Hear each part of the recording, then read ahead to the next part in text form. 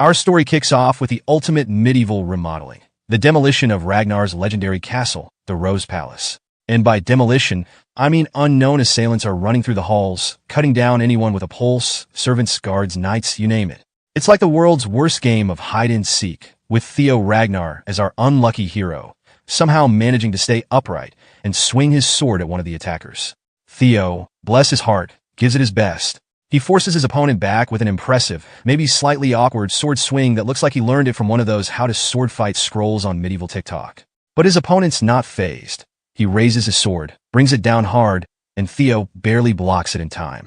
This guy is serious. Now, a little backstory on Tir's family, the Ragnar clan. Imagine a family so epic. They've been guarding the Empire's northern border for a millennium.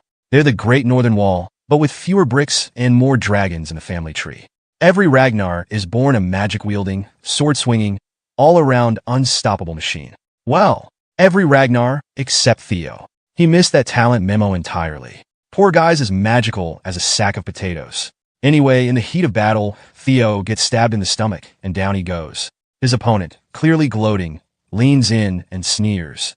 Even at the end, you still don't get it, do you? Apparently, Tir missed the memo about talent again. No matter what you do, the guy taunts, you just don't have it. And then, the twist of the night, Tir's attacker unmasks himself. It's Rendan. Yep, Tir's very own sword instructor. The I believe in you guy. Tir, understandably shook, asks Rendan why he's doing this. Rendan? Oh, he's loving every second. He sneers, saying it was comedy gold watching Tir try every morning. You, he says, barely containing his laughter. Trying to make something of yourself? That was the highlight of my day. Tir, practically vibrating with rage now, demands to know if Rendan only became his teacher to pull off this grand betrayal. Rendan, true to form, casually slashes Tir's arm, sighs like Tir's really the one inconveniencing him here, and goes, "Why are you so dramatic? This mess? It's all you, buddy." He grabs Tir by the hair, giving him the look at what you've done speech, straight out of a disappointed parent's handbook. As Tir's vision starts to blur, Rendan gives him the ultimate guilt trip, asking him to face why Rose Palace is burning, why his family is in ruin. And just when you think Rendan's done, another guy drags a lifeless woman over, tossing her at Tir's feet. "Look at your mother, Tir," Rendan sneers. "Didn't you see this coming?" Tir is beyond horrified as he stares down at his mother, cold and lifeless before him. And Rendan? He's just twisting the knife deeper, literally and figuratively, reminding Tir that he's the weakest of the Ragnar clan. The Ragnar motto might as well be survival of the fittest, but poor Tir somehow missed that memo, and Rendan's having a field day with it. With all the strength he has left, Tir whispers Rendan's name in a mix of fury and disbelief, grabs the nearest sword, and swings with a vengeance, only to be stopped in his tracks as another sword comes flying out of nowhere and stabs him in the chest.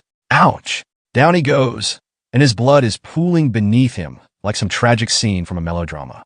As Tir lies there, feeling about as useful as a wet paper towel, Rendan's psychic tells him off for talking too much and orders him to finish Tir off. Rendan shrugs like this is just another day at the office and goes, all right, just reliving some memories here. I'm almost done. Tir, on the ground and bleeding out, thinks, done? Really? As the palace goes up in flames around him, regret crashes down. He realizes, maybe a little late, that he couldn't protect his soul, least of all himself. All he can think as he closes his eyes in defeat is, man, if only I'd had a shred of talent. But just when it seems like curtains for Tir, he suddenly sees a system message flash in front of him. You have died. Your trait has activated. Returning to the regression point. Confused, he opens his eyes and finds himself staring at Rendan. Again, in one piece. As Rendan, cool as ever, remarks, you look a little worn out. Let's call it a day, shall we? Tir's jaw drops. Did he really die? Was that nightmare even real? Or worse, was Rendan still in his life? Even in death? Rendan eyes him, noticing his silence, and says, what's with you? You look like you've seen a ghost. Tir can't shake the feeling. This feels real, yet completely absurd. Just then, a system message pops up in front of him again. Tutorial quest number 1. Punch Rendan in the face. Tir stares, torn between utter shock and a sudden, strange joy.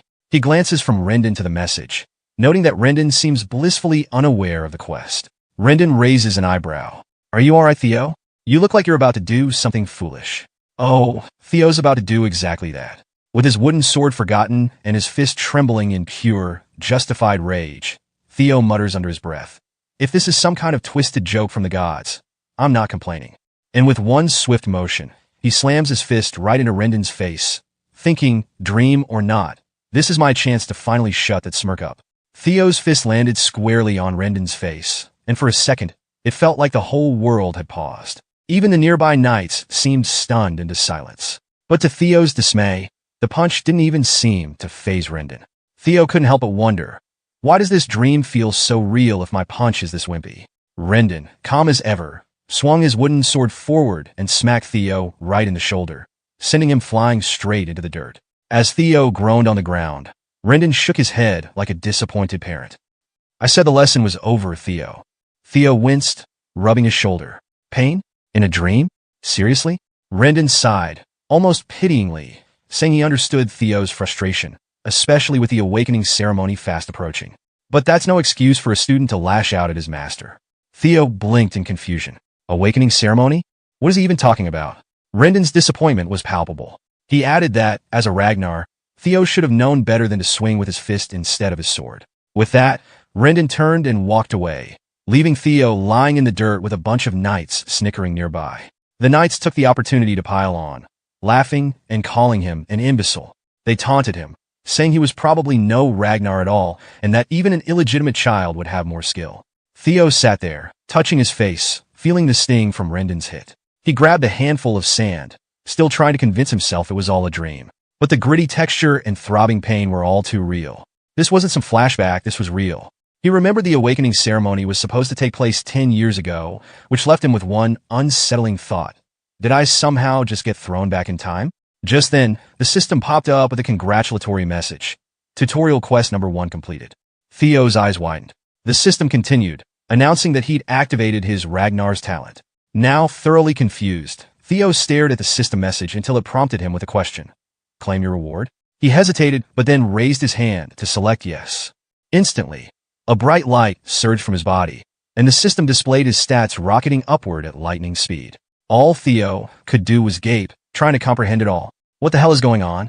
Later, back at Rose Palace, Rendan was reporting on Theo's progress in a guest room. With a deadpan expression, he commented to his superiors that he'd never met anyone so utterly talentless.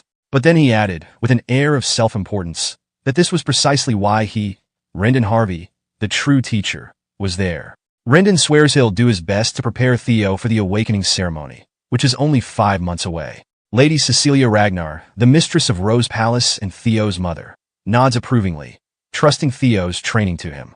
She hands over a pouch of gold coins, asking Rendan to give Theo some extra attention.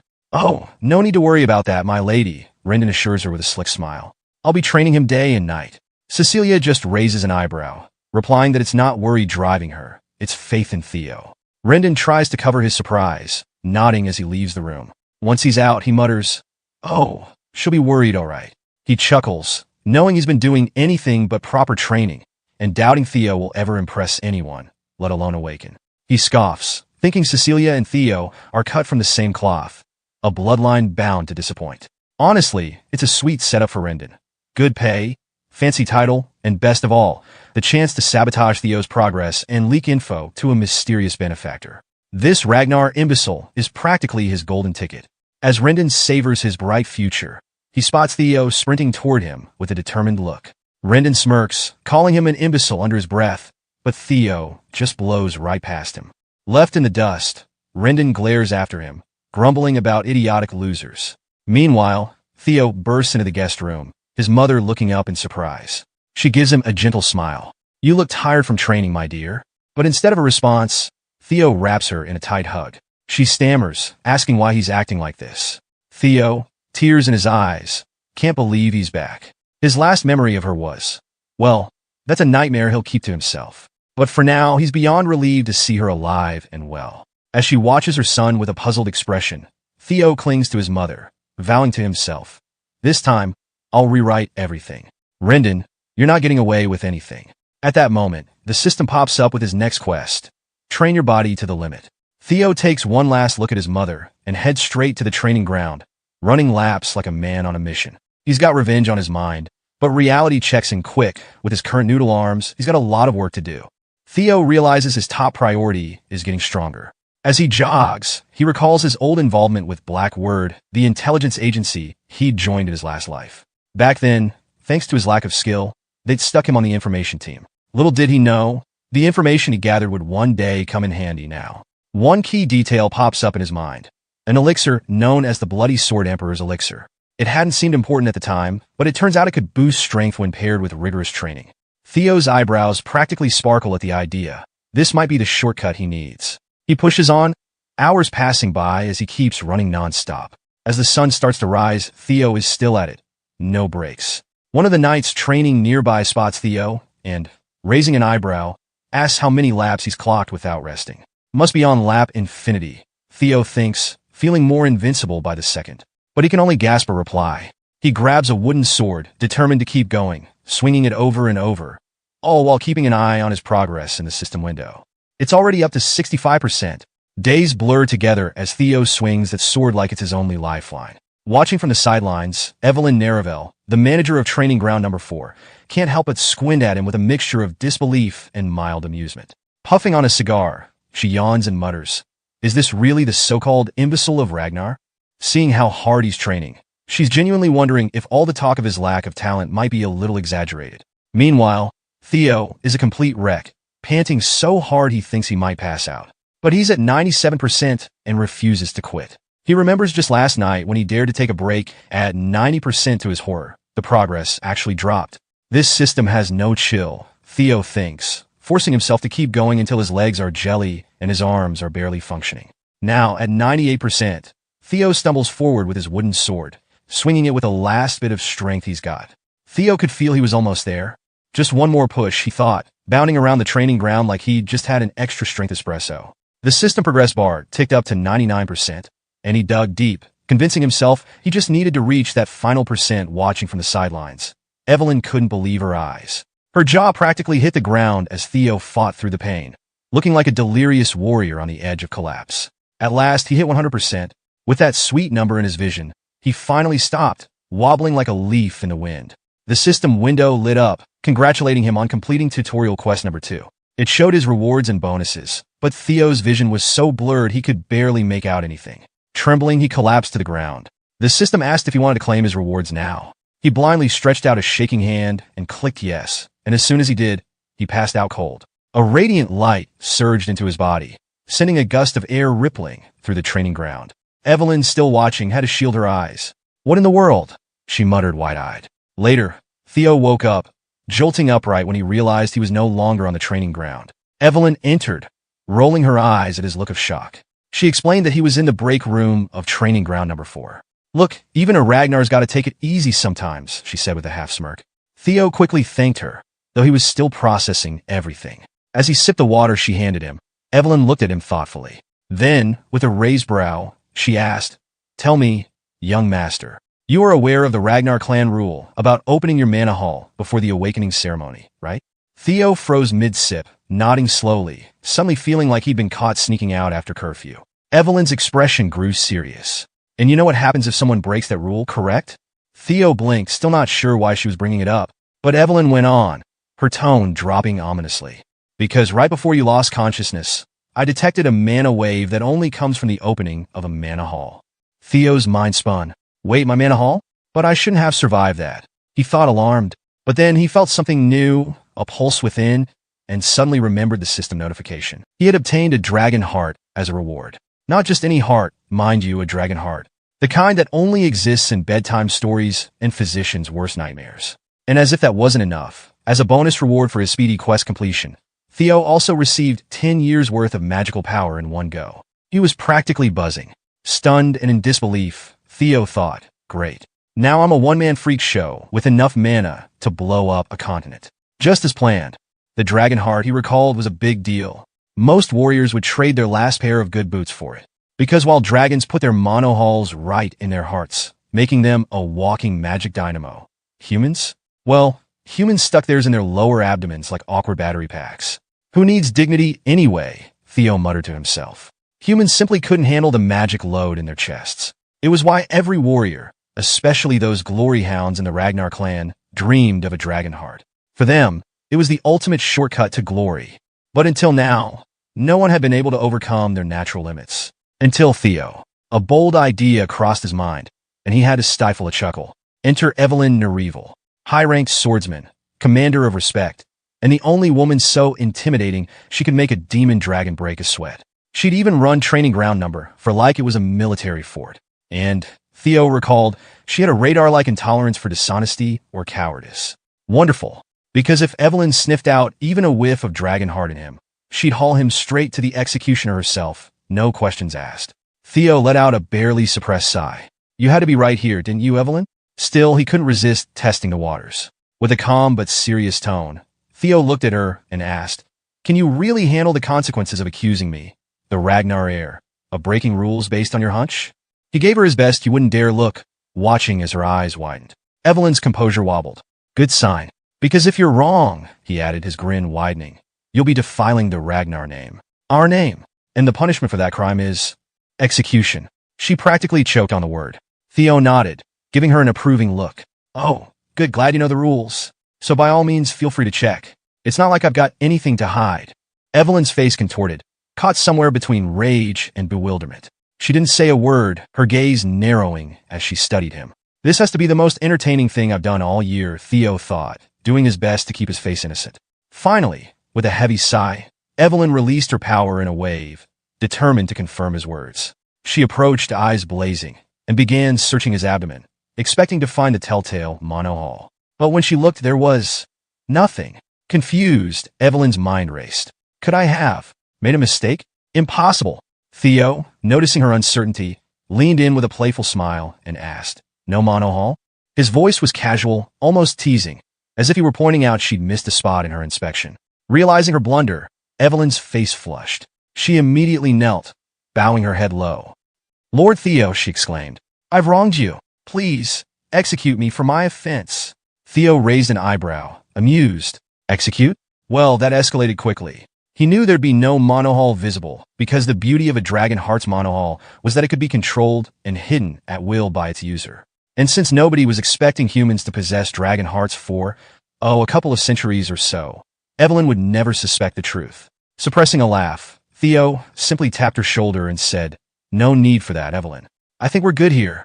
Evelyn's jaw dropped, her fierce expression melting into utter bewilderment. As he turned to walk away, he called back, You only did what you believed was right. There aren't many people brave enough to call out a Ragnar heir on pure suspicion. Theo smirked as he watched her grapple with that. 1 point for Theo, he thought, admiring her sense of honor. Plus, it might come in handy someday to have Evelyn owe him a debt, so he wasn't about to refuse it lightly.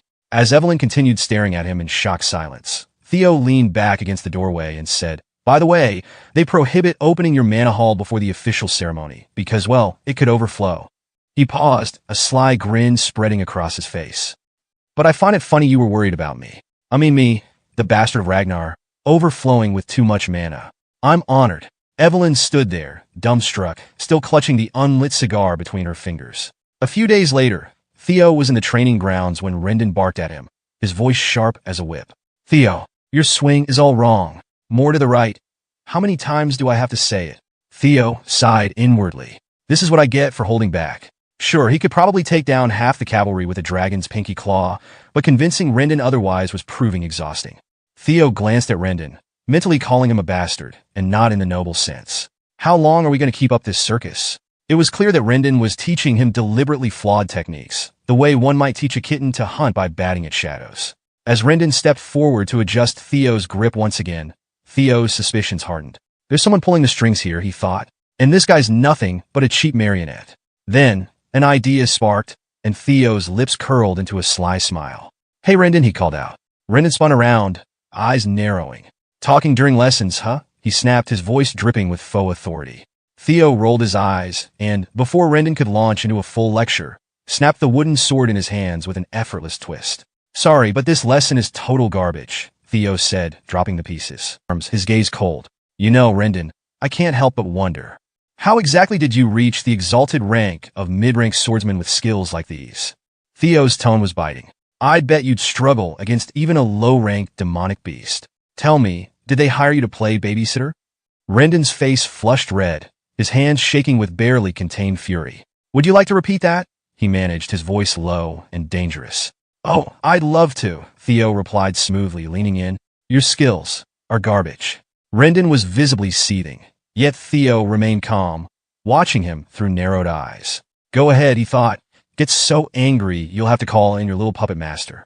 As Rendan stormed off, Theo barely resisted a smirk. Later, at Camellia Palace, a knight sprinted into the dining hall, nearly tripping over himself. Sir Action, he called out, breathless. Have you heard? The bastard of Ragnar is set to duel his instructor next week. Action Ragnar, one of the infamous four hounds of the north and known as the Dark Tiger, didn't look up. He simply grabbed his glass of wine, took a sip, and then, with casual disdain, threw it.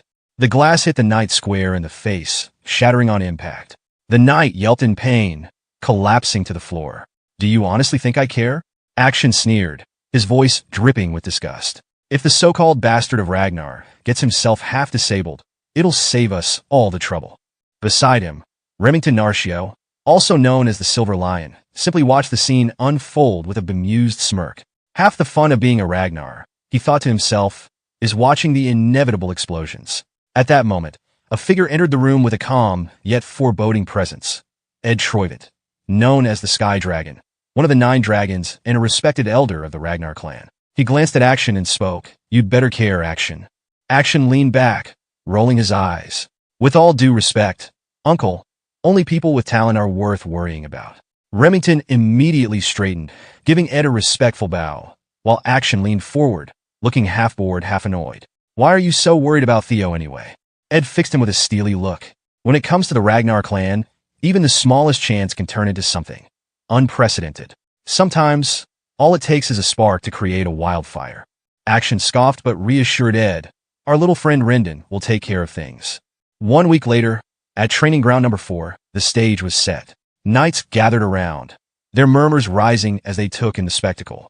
Even Evelyn had shown up, accompanied by a few other important figures, to watch this duel unfold. Theo stood on the stage, gripping his sword, inwardly cursing. All I wanted was to humiliate Rendan and get him fired, but now this has turned into a full-blown showdown. The crowd roared as Theo and Rendan faced each other, swords gleaming in the morning sun. If I'm going down in this mess, I might as well make it entertaining, Theo thought, a sly grin creeping across his face. Suddenly, his system flashed a new tutorial quest. Fight Rendan and win. Oh, you're just as twisted as I am, he thought, amused.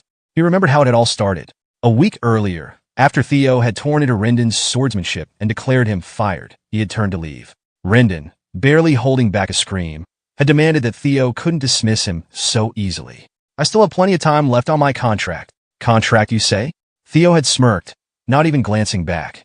As your employer, if I say you're fired, you're fired. Simple as that. He walked away, picturing Rendan's seething expression. In another life, I would have gladly pummeled him into the ground for all he's done. But he knew he wasn't quite ready to overpower him yet. No, first he needed time to investigate the strings being pulled behind Rendan. Rendan, on the other hand, saw his mission slipping from his grasp. He couldn't be fired now. If he was, his task would fail. Desperate, he had chased Theo, practically begging. Theo, you can't just let me go. It's against protocol. As Theo read the system's prompt announcing his third tutorial quest, Rendan was still hissing threats, warning that if he reported this firing to the tribunal, things could get very ugly for Theo. Before Theo could even respond, Evelyn appeared, her presence like a swift breeze cutting through the tension. I think I have an alternative, she said, her gaze settling on both men with a slight smirk. Theo felt a shiver run down his spine. We'll settle this the Ragnar way. Theo blinked, trying to read her face. Wait, you mean a duel? Precisely, she replied with a nod. The rule of the strong. No need for the tribunal. The victor decides. Rendan's eyes gleamed, and he agreed eagerly, almost vibrating with excitement. In his mind, the heavens had surely aligned in his favor. Evelyn continued. Then we'll set the duel for 1 week from now. Theo's stomach dropped, and he was sure he looked pale as a ghost. Evelyn, apparently noticing, gave him a polite smile. Does that sound fair, Theo? Theo's mind screamed absolutely not, but he couldn't seem to form the words.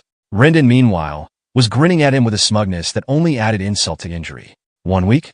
I'm barely warming up to my dragon heart, and this clown already thinks he's Ragnar's greatest gift. Later, in the corner of the training grounds, 2 knights stood chatting. One, a black-haired knight, whispered, Did you hear? They say Theo Ragnar can't even swing his sword straight yet. The brown-haired knight stared, dumbfounded. But, He's still a Ragnar, right? Isn't that like in his blood? The black-haired knight chuckled. Theo's not your average Ragnar. He's the Ragnar cripple. No way he's beating a mid-rank swordsman like Rendan. Meanwhile, back on the stage, Rendan gazed at Theo with barely concealed amusement. Look, Theo, he said, feigning compassion. There's no need for you to risk your life over pride. Apologize, and I'll forget all about this.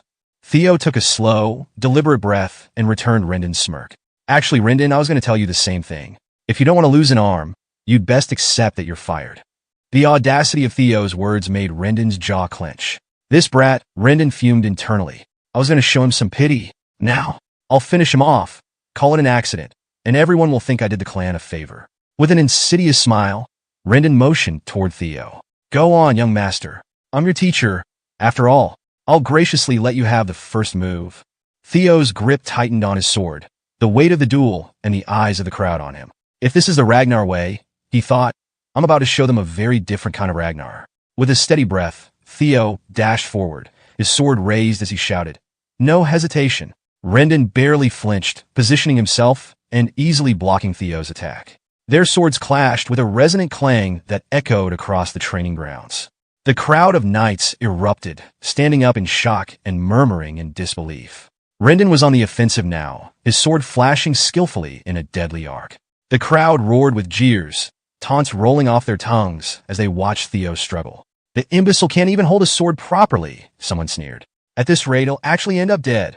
Yet, to their surprise, Theo parried Rendan's attacks, his expression calm, even amused. What happened, Rendan? Theo mocked as he blocked another slash. Weren't you the mighty mid-rank swordsman?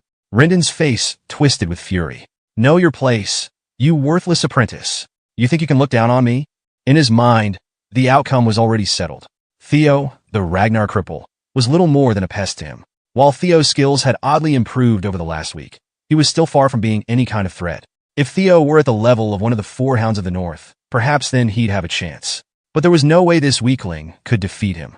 But Theo's calmness wasn't just for show. His mind flashed back to an earlier conversation with Evelyn in her office. He had asked why she had pushed him into this duel in the first place, half expecting her to dodge the question. But Evelyn had answered frankly, explaining that if he wanted to get rid of Rendan permanently, he needed to do it thoroughly.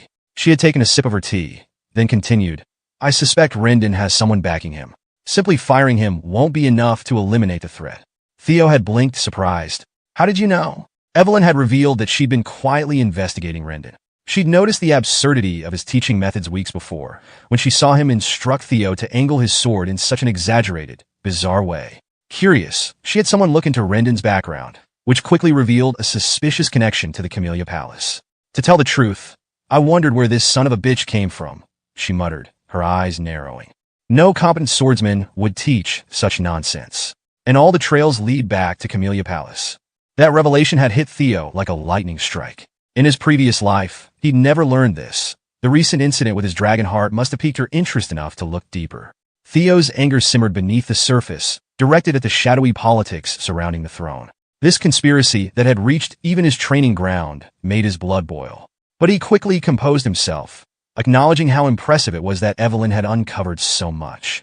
Despite his frustration, he admitted, I'm still not strong enough to take Rendan down. What's your plan now? Evelyn's response had been both surprising and resolute. You're underestimating yourself, Theo. You can beat him. Back in the present, Rendan strutted toward Theo with a sneer, taunting him. Kneel and beg for forgiveness now, and maybe, just maybe, I'll spare you. With that, video end here. If you enjoyed this video, don't forget to hit like and subscribe. Want the next part? Drop a next in the comments. Thanks for sticking around, and see you in the next video. In the last video, Evelyn dropped a bombshell on Theo. She said the remnant is connected to Camellia Palace. Theo's eyes went wide like he just realized he left the stove on back home. Inside, he's freaking out, thinking, the future's changing. Oh, and if you missed that juicy moment, go check out the previous video linked in the description. Trust me, you want the full scoop. Alright, buckle up. On to the next part. Back in the present, Rendan strutted over to Theo with his usual mocking grin. If you kneel and beg for mercy now, he shouted, I might spare you. Theo only rolled his eyes. Sure, Rendan. I'll get right on that. With a dramatic flourish, Rendan swung his sword with as much force as he could muster. But to his horror, Theo blocked it easily. Rendan felt a growing unease, though he tried to shrug it off. But as Theo snarled in anger and shoved his blade aside, a single panicked thought struck him. This isn't the Theo I know. Rendan, bewildered, swung again, eyes widening as Theo continued deflecting each blow with ease. The audience began to murmur in disbelief. Theo was the one pushing Rendan back? Remington, observing silently, raised an eyebrow, while Evelyn just watched with a knowing smile, thinking back to her conversation with Theo. She told him, "If I train you for a week, you'll be able to handle a guy like Rendan blindfolded." And honestly, she'd added with a shrug, he's a lousy teacher anyway. Theo had been skeptical, but now here he was, realizing maybe Evelyn had been right after all. Only one thing nagged at him. He'd asked her before, "Why are you helping me so much, Evelyn? Is this about last time?" Evelyn had just shrugged and admitted that was part of it. But then she casually dropped that she knew someone obsessed with collecting talent, who might be very interested in Theo's progress. Meanwhile, Rendan, desperate now, swung his sword in a wide arc, putting everything he had into the strike. Theo blocked it with ease, and Rendan's smug confidence began to crumble. He stared at Theo in shock, trying to make sense of it. Was this kid just pretending to be hopeless this whole time?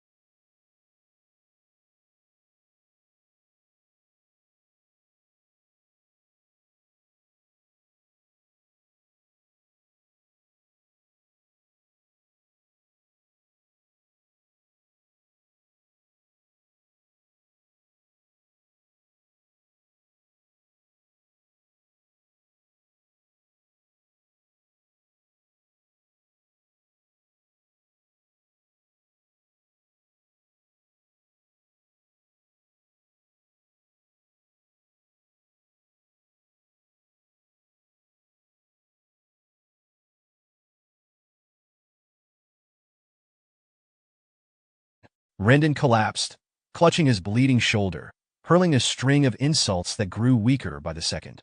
But Theo only stepped closer, his confidence solidified. He remembered every time Rendan had berated him, calling him weak. He looked down at the man who'd once been so intimidating and mused. "Funny, isn't it? You used to tell me it was my fault things went wrong.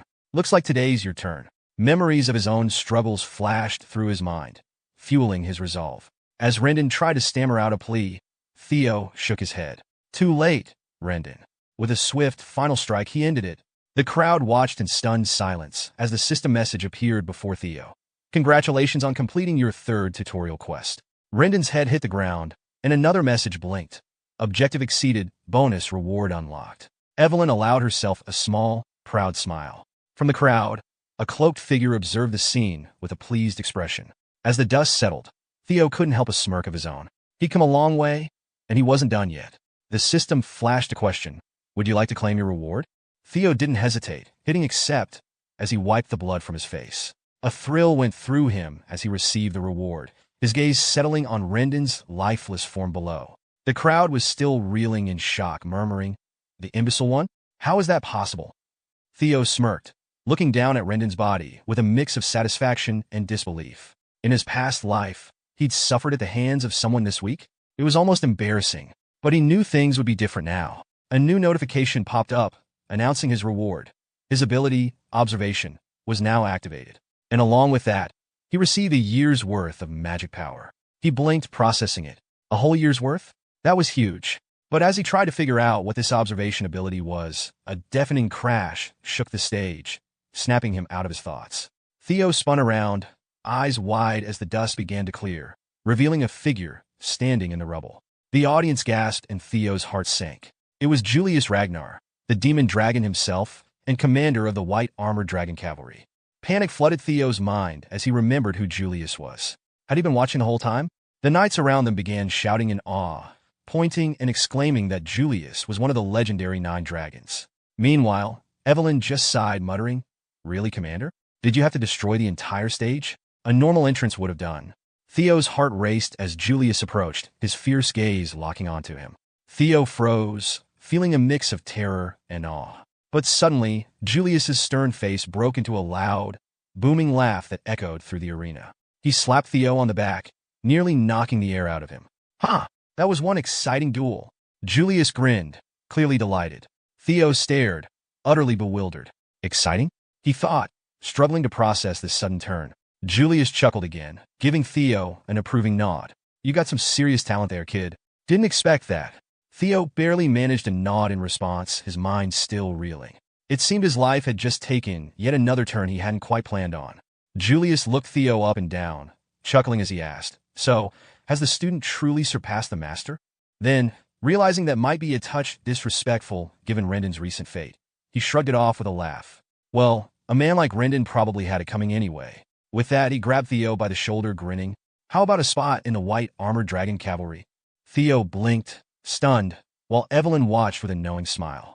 The surrounding knights exchanged incredulous looks. The imbecile of Ragnar, getting scouted into the elite white armored cavalry? That wasn't a story they'd heard before. Remington, who'd been observing in silent awe, leaned over to a fellow knight. Has an apprentice swordsman ever been scouted like this? I mean, someone who hasn't even gone through the awakening ceremony? The knight scratched his head, trying to think. Never heard of it. A guy's monohall still closed? No way to know his true potential yet. Too risky. Remington nodded, baffled. What could Julius see in Theo that none of them could? But just as everyone was bracing for Theo's response, he did the unthinkable. With a steady gaze, he looked Julius square in the eyes and declined. The entire training ground went silent, jaws dropping.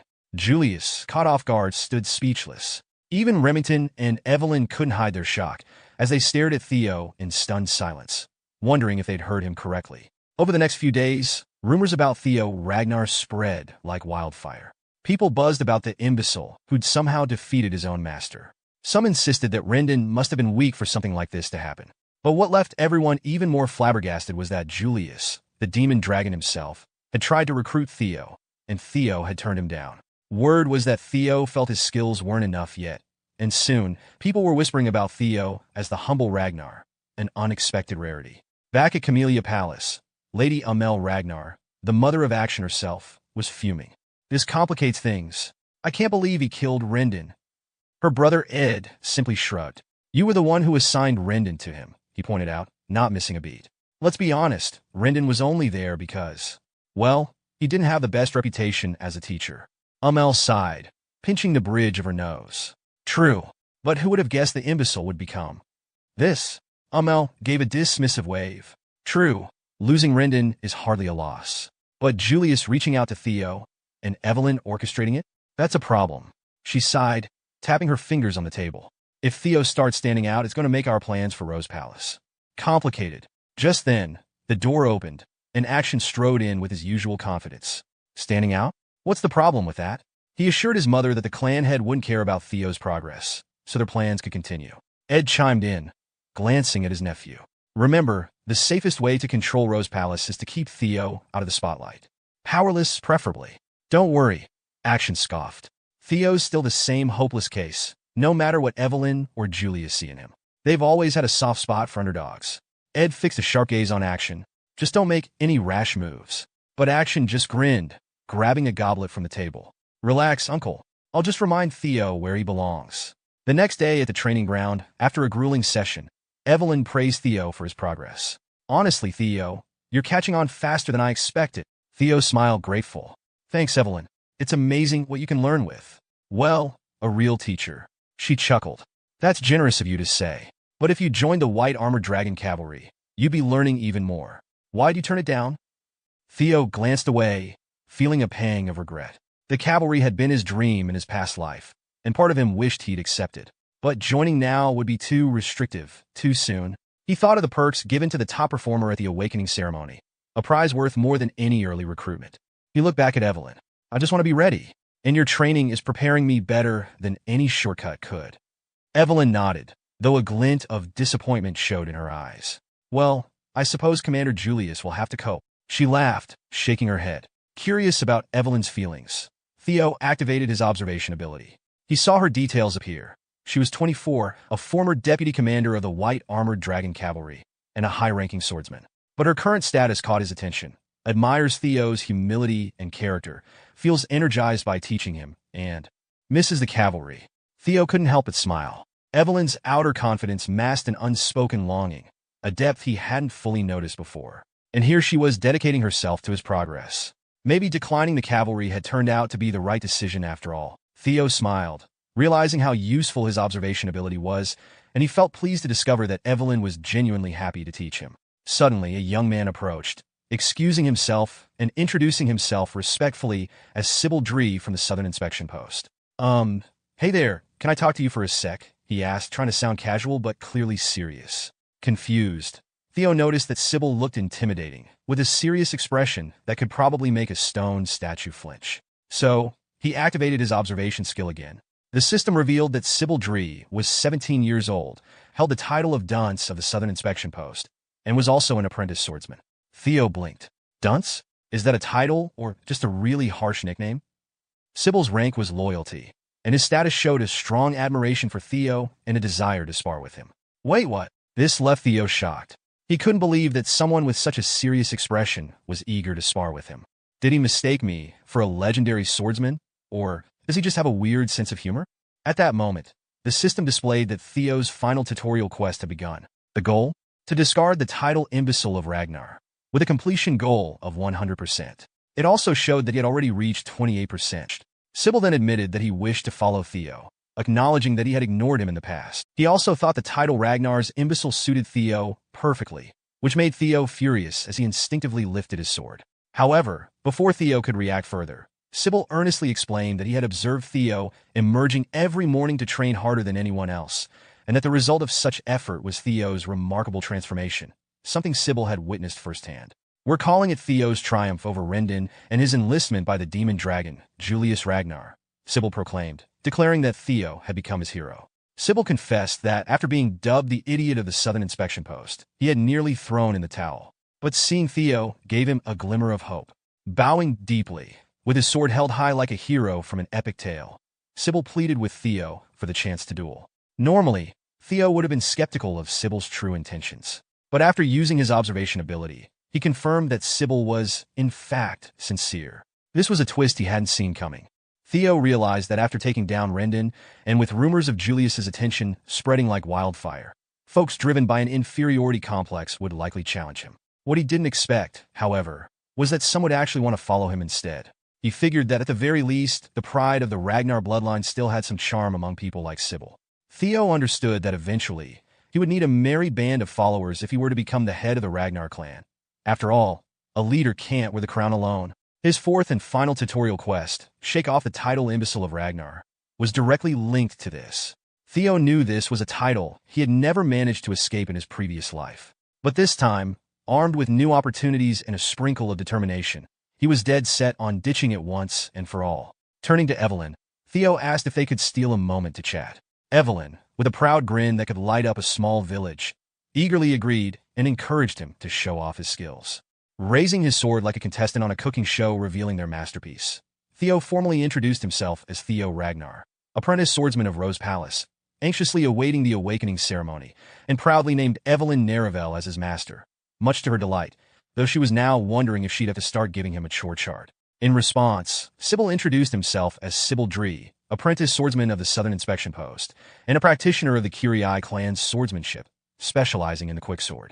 It was a mouthful, but it sounded impressive enough to intimidate anyone who didn't know better. After the formal introductions, Theo suggested they have a friendly spar. Sybil immediately sprang forward like a cat that just spotted a laser pointer, launching his sword at Theo. Theo easily parried the attack, and Sybil noted with wide eyes how astonishingly quick Theo was. Despite being known as the idiot of the Southern Inspection Post, Sybil remained confident in his speed, because clearly, having idiot in your title just meant you were really good at underestimating your opponents. Sybil continued to swing at Theo, recognizing that his opponent's skills were not just real. They were really real, like a bad sequel no one asked for. Theo, blocking each of Sybil's slashes with ease, reflected on how, in his previous life, he would have struggled to fend off even a few strikes. With a powerful swing, he raised his sword and sent Sybil flying like a pancake flipped by a particularly enthusiastic chef. Sybil grunted in pain as he crash-landed on the floor, but instead of frustration, he wore a delighted smile, as if he'd just discovered an extra fry at the bottom of the bag. "Bravo!" he exclaimed, as if he'd just lost the duel and won a medal for it. Sybil praised Theo, acknowledging that he had lost to his young master, and thanked him for the opportunity, claiming he had learned a lot from their sparring session. Theo raised his sword again, signaling that the duel was over, and told Sybil it had been a good fight, good enough that Sybil might want to consider taking up interpretive dance instead of swordsmanship. As Theo noticed his reflection in his gleaming sword, he wondered if he could use his observation skill on himself. Curiosity piqued, he activated the skill. To his surprise, it worked, displaying a screen that read observing, Tir Ragnara. He was taken aback by the details it showed. His title was still Imbecile of Ragnar, and his talents included Player, Ragnar, Observation, and 4 locked talents labeled Denied Access, which made him feel like he was being kept out of the VIP lounge for not having the right outfit. His status indicated a strong yearning for the awakening ceremony. His level was 1, with the following stats: Strength 13, Dexterity 14, Vitality 12, Magic Power 190, Intelligence 11, and Luck at a jaw-dropping -49 because apparently the universe had decided he should trip over his own feet for fun. A system notification popped up, explaining that his stats were now visible, and from now on, all stats would be represented by numbers, because nothing says epic adventure quite like a side of math to go with your sword fighting. Theo noted his talents were neatly categorized like items on a grocery list, and he wondered if completing more quests would unlock the 4 hidden abilities, or at least reveal what they were, because Denied Access sounded a lot like the universe was gatekeeping his potential. He was pleased to see he could personally check his stat values, especially noticing that his magic power was impressively high, thanks to his past life's magic and the dragon heart, his own little cheat code in this reality. However, the negative luck stat puzzled him. Was it possible he had been cursed? Was all the bad luck from his previous life just a fancy side effect of this cursed status? Deactivating his observation skill, Theo mused that he really needed to find a way to increase his luck. Maybe a 4-leaf clover or a rabbit's foot, though he hoped that didn't involve any actual rabbits. Just then, he heard people approaching from behind and turned to see several men watching him, all with expressions that ranged from awe to what could only be described as wide-eyed disbelief. Evelyn observed that although Rendan had been weak, he was still a mid-ranked swordsman. The fact that Theo had defeated him and earned the approval of Julius meant that in Ragnar's rule of the strong society, people would either envy him or admire him. The group gathered behind Theo seemed to have chosen the admiration route. Either that, or they were really good at pretending. The knights had been shocked by Theo and Sybil's duel, confirming that the rumors were true. They wondered if they themselves could have blocked Theo's strikes had they been in Sybil's place. Among them stood Nalin, who wanted to spar with Theo but wasn't sure how to ask. He looked like a deer caught in the headlights. Theo, ever the opportunist, used his observation ability on him and learned that Nalin was 19 years old, held the title pillar of the Nalin Viscount, and was a low-ranked swordsman. Clearly, pillar meant he was good at supporting things, including awkward conversations. His talent was passion and perseverance, which made Theo wonder if it came with a side of awkwardness, because AUD's current status revealed a strong desire to spar with Theo. With a sigh, Theo called out to AUD, catching him off guard. AUD stammered, "Do you know me?" As if Theo had just shouted out his most embarrassing secret in front of the whole crowd. But Theo simply ordered him to come forward and suggested they spar. AUD, excitement radiating from him like a kid in a candy store, raised his sword and eagerly replied that it would be an honor. Clearly, he was ready to make the most of this moment. He introduced himself as the 3rd son of Viscount Nalin. "Nice to meet you, 3rd son." Theo joked before introducing himself in return as Tir Ragnara of Rose Palace, expressing hope that they would have a good fight, one that wouldn't involve any injuries more serious than a bruised ego. Both rushed at each other, their swords clashing in the middle, which caused Theo's basic swordsmanship proficiency to increase. Perhaps the sparring would be more enlightening than his last few days of training combined. Odd quickly pulled his sword back, gaining momentum, and swung it forcefully toward Theo's side, nearly landing a strike on his neck. However, Theo blocked it just in time, pushing Odd's sword away, and felt a rush of exhilaration as his changing heart's swordsmanship proficiency increased. Odd stared, stunned by Theo's skill, and finally admitted defeat, his voice shaky as he acknowledged his loss.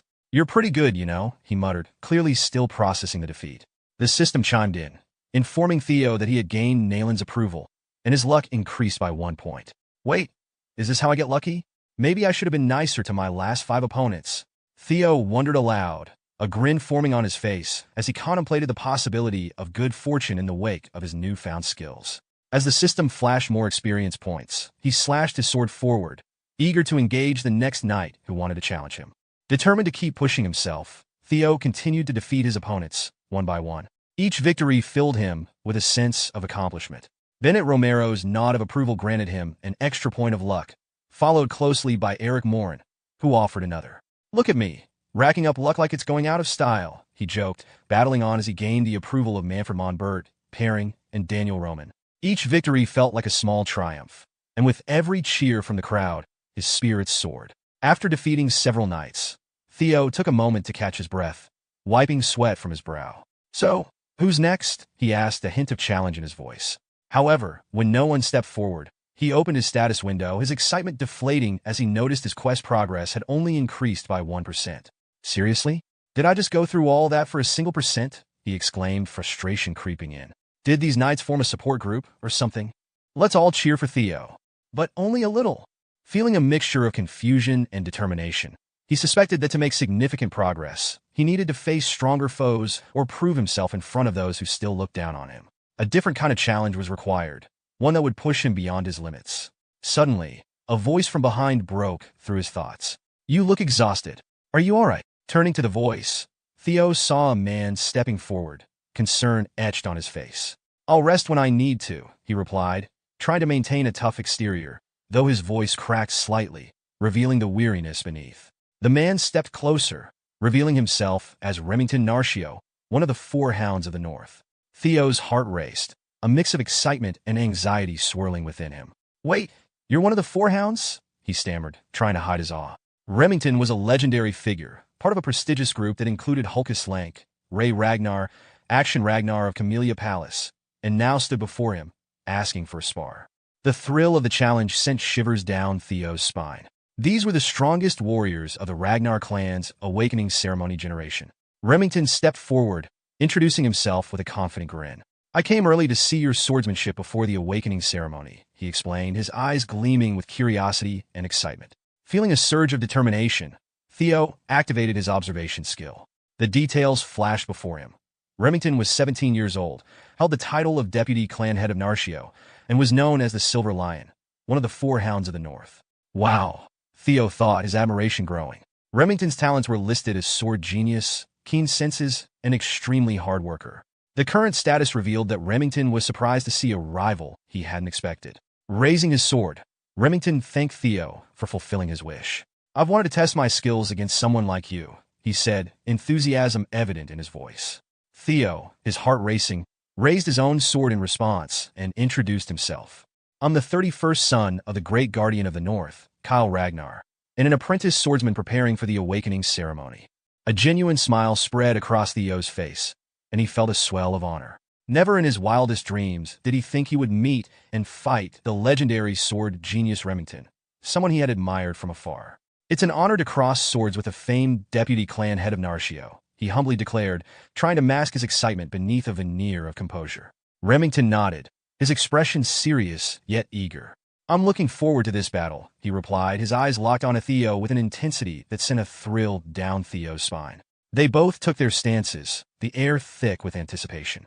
As Theo prepared to engage, a nagging doubt crept into his mind.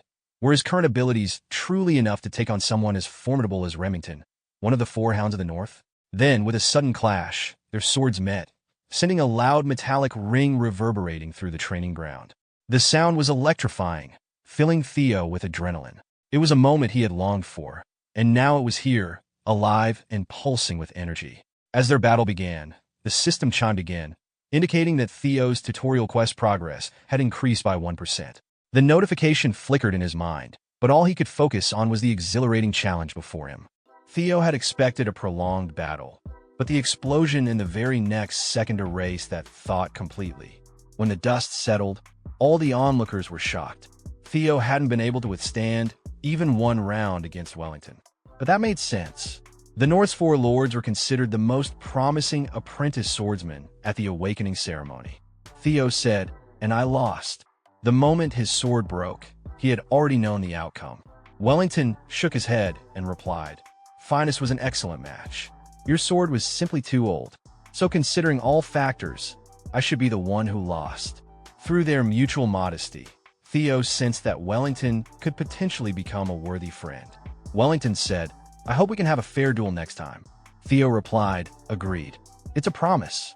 Having gained the approval of one of the North's four lords, Theo's beginner task progress instantly increased by 5%, and his luck value improved by 10 points. Wellington was truly strong, both a genius and hardworking. In this life, thanks to the system and his memories from his previous life, Theo had indeed grown much stronger. But the moment they practiced together, he realized he was still far from having the strength to take first place at the awakening ceremony. Just then, Wellington mentioned he had other business with Theo.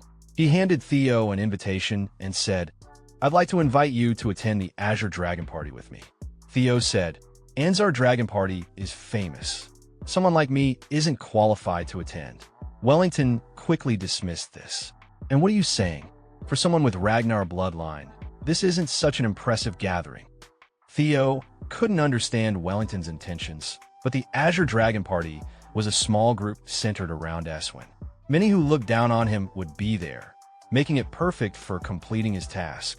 It was also a good opportunity to observe Winter, Cypress Palace, and Eswin's movements, so he had no reason to refuse the invitation. He said, "And I'll take this. Remember to pick me up on your way there." Wellington laughed. "You really know how to take advantage. Feel free to ask me anything you don't understand." Meanwhile, at Rose Palace, upon learning Theo received an invitation to the Azure Dragon Party, his mother immediately became busy. She summoned the family's best ceremonial tailor. Seeing this, Theo asked with surprise, "Point mother, what are you doing?" Cecilia excitedly said, "'Tis gathering is where that cunning Emil's son, Eswin, and geniuses like Wellington congregate. Even the Senate is interested in the Azure Dragon Party. So, your appearance absolutely cannot give them any excuse to criticize." Then, Cecilia personally took out a tape measure to take Theo's measurements. She said, "See, know you're perfect in etiquette, but dress and upbringing are two different things. I'll help you with this. Don't forget your mother used to be an actress." Hearing this, Theo's heart felt as if it was severely pinched. His identity was that of a lowly, illegitimate child. His mother always felt ashamed about this label attached to him, but it wasn't her fault at all. He then said to her, "Having such a useless son must be difficult for you." Cecilia immediately burst into tears. She said, "TM has always believed you would succeed. You are not the Ragnar waste others speak of." Theo knew these were words only a mother would say to him. But after thoroughly crushing the Azure Dragon Party, the title Ragnar Wastehan would disappear from him forever. Time quickly passed to half a month later. Today was the day to attend the Azure Dragon Party. Wellington had arranged for a carriage to wait outside the city gates early. Who would have thought that when he saw Theo next? He was completely stunned. He said, "Are you really Tir? This attire makes you look like a completely different person." Theo said, "Wellington, stop joking around." Then he added, "This was arranged by my mother. Let's hurry into the carriage." After that sparring session, Wellington actually came specially to train with Theo every day, and their relationship began to grow closer. It was just hard on Evelyn, who initially started taking disciples again for Theo's sake. Now, not only did she have to teach his new little fan, but even people from other families had to get involved. During the journey, Wellington suddenly told Theo something. He said, "This invitation was entrusted to him by Eswin to pass on to me. And to welcome me, he had specially prepared an interesting program." To this, Theo just smiled without much response. It seemed Wellington didn't know that the relationship between Eswin and Theo was extremely hostile. Scene change. Theo finally came back to this damned Winter, Cypress Palace, the place where the mastermind who instructed Landon to hinder his growth and ultimately took over Rose Palace resided. At this point, Wellington told him that Eswin's mission program would take place at the entrance. Theo knew this definitely wouldn't be anything good. The reason Eswin sent Wellington to invite him was because Theo's reputation had begun to soar recently, and Eswin definitely wanted to suppress his momentum. But how could Theo possibly let him slaughter him? He would make Eswin understand what complete domination meant. Just then, Theo noticed blue light similar to the system appearing in the window above. Could there be quests in Winter, Cypress Palace? As he was pondering, Wellington suddenly shouted from behind him, "Watch out!" The next second, white powder exploded at the position where Theo had been standing. Fortunately, he reacted quickly and dodged in time, avoiding soiling the formal attire his mother had custom-made for him. Seeing Wellington's anger surge, he wanted to stand up for Theo. He roared, "How dare you, Eswin? Is this the interesting program you mentioned? Explain yourself." Seeing this, Theo used his eye of insight on him again, confirming that Wellington wasn't in league with Eswin. And as Theo looked up, indeed, only Eswin would do such a thing. Eswin said, "Welcome, Waste of Ragnar. This special welcoming ceremony should be what you like best, right?" But Theo wasn't angry as Eswin had imagined. Instead, he thanked him for his welcoming ceremony. This left Eswin stunned for a good 2.5 minutes. But soon he smiled again because he felt things had become more interesting. And when Theo and Wellington walked into the venue of the gathering, people around immediately started chattering. Why did Eswin invite this waste to participate in the sacred Azure Dragon party? I bet Ewan did it on purpose. He wanted this waste to be a clown. Wellington apologized to Theo on their behalf, saying they're not usually like this. Theo responded, "It's okay. I've been used to it all these years. Rather, I should thank Eswin properly for the invitation." Wellington looked confused, obviously not understanding what Theo meant by that last sentence. Let all these people be arrogant a bit longer. They'd suffer later. At this point, Eswin came down from upstairs saying, "How's it going, Waste?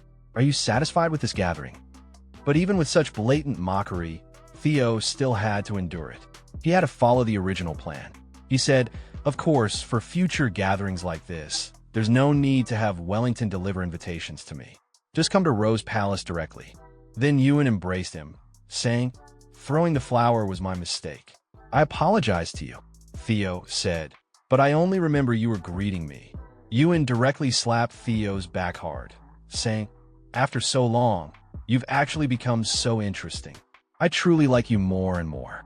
People around, seeing this, thought Theo was bowing his head to flatter Ewan. After all, even within Ragnar, there were hierarchy distinctions. Suddenly, Wellington's expression became increasingly uncomfortable because someone deliberately touched his reverse scale. Strictly speaking, Wellington's birth was also that of an illegitimate child, truly a match made in heaven with Ragnar's waste. Little did they know, this was exactly the moment Theo was waiting for. He wanted Wellington to believe that everything he was about to do had an element of helping him. So, Theo told Ewan he needed to leave for a while. He had to greet new friends at the venue.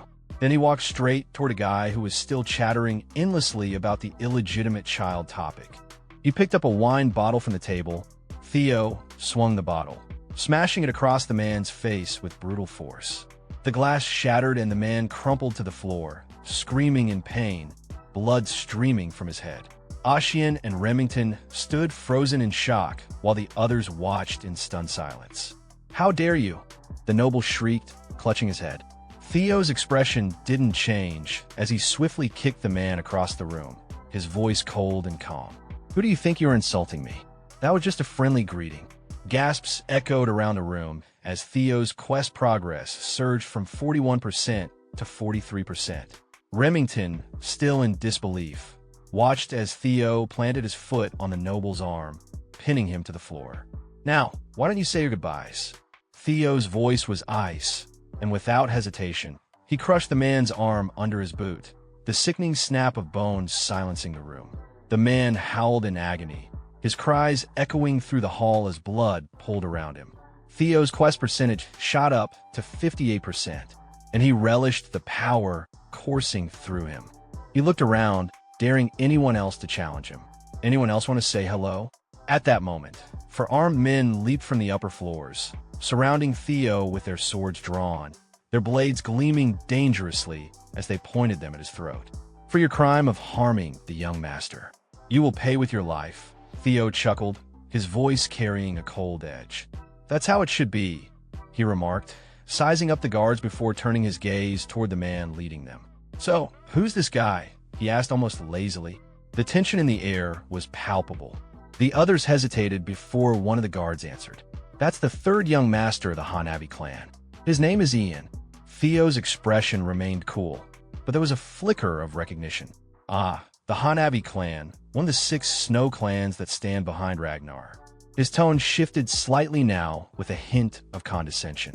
"I guess I should have expected you wouldn't sit quietly while the imbecile you all look down on suddenly decides to act out." His gaze swept over them. "So what?" The guards faltered, glancing at one another, their unease evident. Theo no longer intended to let anyone walk over him. He raised his voice, brimming with authority. Do the dogs of one of Ragnar's bannerman clans truly dare demand my death? His words sliced through the air like a blade. Are you all really prepared to take responsibility for what you're saying? Because I won't tolerate disrespect. The weight of his words hit them hard. The guards began to tremble. The oppressive, or Theo, was now exuding impossible to ignore. Sweat beat on their foreheads as they exchanged nervous glances. They had never felt this kind of presence from him before. Was this really the same imbecile of Ragnar they had always mocked? Suddenly, it dawned on them. Despite everything, Theo still had the direct bloodline of Ragnar. Ragnar, the Lord of the North, the ruler of the 6 snow clans.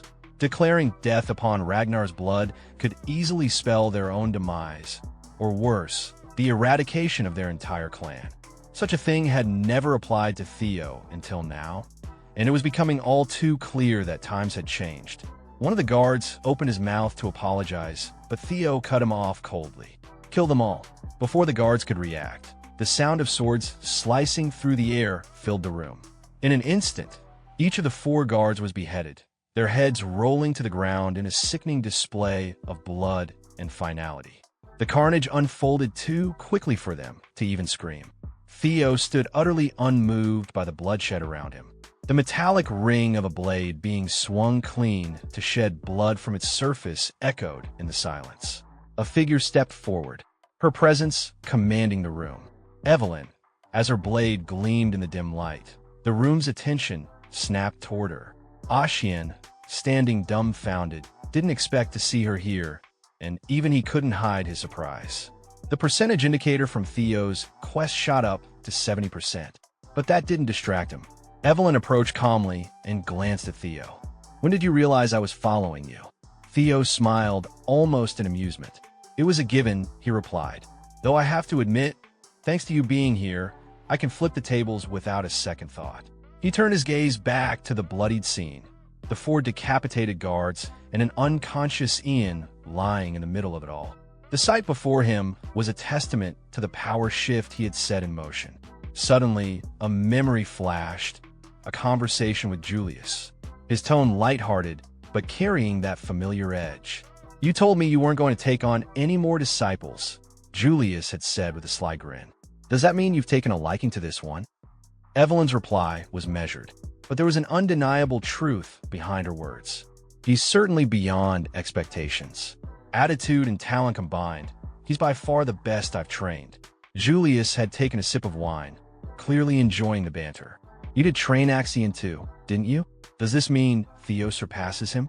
Without hesitation, Evelyn had nodded.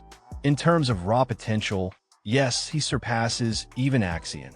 Julius let out a hearty laugh, slamming the bottle down. With those 2 eyes of yours, I guess you'd see things a lot better than I could.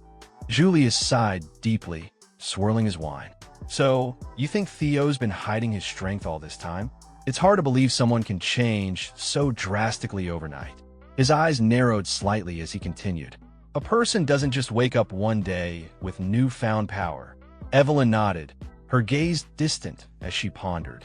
It does seem that way, but what's odd is how suddenly he's revealing this strength like he's being hasty. You know what they say? Rushing your steps only makes you stumble. She looked up at Julius with concern in her eyes. I feel like he's being chased by something. That's what worries me. And his attendance at this upcoming party carries that same sense of urgency. Julius set the wine down with a light clink. If you're that worried, it's probably because of Axion. You should follow Theo to the party. It'll ease your mind. She raised an eyebrow. What do you mean? Julius chuckled, his tone darkening. Wolf cubs searching for blood are bound to clash when they gather. The party will be no different. Something is going to happen guaranteed. Theo will have to navigate a delicate hierarchy being built there. His eyes glinted with a hint of mischief as he placed a crisp military uniform on the table in front of her. While you're there, why don't you tempt him to join us? You can come back too. You know, just because you can't ride a dragon anymore doesn't mean you're done. You've got responsibilities, Evelyn. After you bring Theo into the fold, come back to where you belong. Evelyn looked down at the uniform, her expression softening with nostalgia. Her fingers brushed the fabric gently, and for a moment her heart ached for the days she'd left behind. Julius rose, already heading toward the door. By the way, That wine was great, he remarked with a laugh. Of course, it only tastes that good because it's expensive. Evelyn shook her head, but a small smile tugged at the corner of her lips. Back inside the Camellia Palace, Evelyn's eyes followed Theo. She realized something then. Theo had known she was following him the entire time. He had orchestrated this entire situation, joining the banquet with a clear purpose. Was he aiming for this from the beginning? Her worry eased slightly as she understood that Theo wasn't someone she needed to protect. Rather, he was far more aware and calculated than she'd given him credit for. But when had he first noticed her? Meanwhile, Theo was keenly aware of her presence. He had sensed her the moment he'd gotten into the carriage. As a possessor of a dragon heart, his energy perception had grown, sharpening into a sixth sense. The stage was now perfectly set. He called out to Evelyn with a voice full of authority. Most of the people here have shown open disrespect to a Ragnar successor candidate. What's the punishment for such a crime? The tension in the room spiked. Whispers of fear circulated among the nobles, and many began to sweat nervously. Evelyn responded calmly. According to clan law, immediate execution is one possibility. Theo let out a cold laugh. Since they're still children and haven't even completed their awakening ceremonies, how about we just take one arm each and call a day? His voice dripped with cold amusement. Evelyn didn't hesitate. Understood, she said as she swiftly charged into the crowd, her sword flashing. Panic erupted. Noble screamed, pleading with her to stop. But her blade moved with precision, slicing through arms as if they were nothing more than twigs. Theo watched, calling out the names of each person and their powerful family connections, making it abundantly clear that none of that mattered in comparison to the Ragnar family. As the blood pulled on the floor, the percentage for Theo's quest shot up to 79%. One man, terrified beyond words, grabbed onto Ashian's pants, begging for salvation. Ashian looked down at him, his expression indifferent. "And why would I save you?" he asked almost mockingly. "This is just a simple greeting." The man's pleas were cut short as Evelyn's sword gleamed, severing his arm cleanly. He collapsed to the ground, screaming in agony. Evelyn and Axion exchanged brief glances. "It's been a while," Ashian said, his voice calm despite the chaos around them. Evelyn nodded. "Indeed it has." Now the quest sat at 82%. Ashian's eyes narrowed as he muttered to himself, realizing that Theo had manipulated the situation so that even Axion, as a fellow successor candidate, couldn't interfere. Evelyn's blade had only targeted those who insulted Ragnar blood, ensuring that the punishment fell within acceptable limits. Evelyn approached Theo, bowing slightly. "I've severed the right arms of the 14 individuals you ordered me to," she reported. Theo's expression remained neutral as he nodded. "Good work. What's their status?" "If they rush to a priest immediately, their arms can be reattached, but their futures as swordsmen. That's a different matter." "That's sufficient," Theo replied coldly. Remington, who had been watching from a distance, stepped forward. "Theo, are you all right?" he asked with genuine concern. Ashian stood in silence, his fists clenched as he realized the truth. Evelyn and Remington were now fully aligned with Theo. The title of imbecile no longer held weight. His expression darkened as anger surged through him. "I want to crush him even more now," he muttered, his voice filled with venomous intent. Theo took a deep breath, glancing at Axion with a calm, confident gaze. "Time to go," he said, signaling both Evelyn and Remington to follow. Ashian glare burned into his back, but Theo didn't flinch, nor did he break stride. Instead, as he passed Axion, Theo tapped his arm lightly and chuckled, waving behind him. "I had fun," he said with a sly smile, waving goodbye as he walked away. The moment was significant, the tension palpable.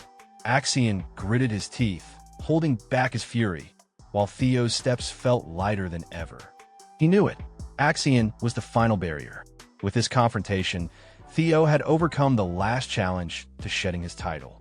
The window appeared in his mind, confirming what he already knew. Quest complete. Title imbecile escaped. He grinned, knowing that no one would ever mock him with that insult again. He had passed the final test. Behind him, Ashian's voice cracked as he screamed Theo's name in rage, but Theo barely registered it. He was too satisfied. This was only the beginning, the first step toward his true revenge.